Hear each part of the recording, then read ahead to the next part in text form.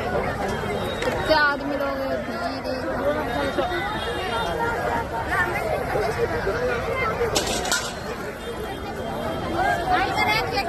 बोलिए ना के छोरा बड़का वो भी है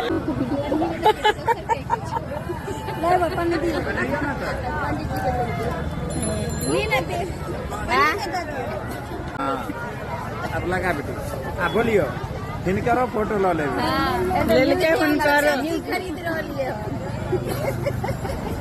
दोस्तों देखिए मम्मी सब्जी सब ले लिया और अभी देखिए नमकीन ले रही है। दो दियो ना झिल्ली देखियो हटिया के झिल्ली हम सब लो रही हैं क्योंकि कैसे ये सब मिथिला के फेमस चीज है और हटिया हम सब आयल छलू हाँ बड़ मजा आवे छे क्योंकि हर एक रंग के चीज एतऽ मिल रही है मार्केट में। सब एना मेला नहीं लागे छे देखियो हर तरफ छे आ गर्मा गर्म नमकीन चीज सब देखियो छना रहे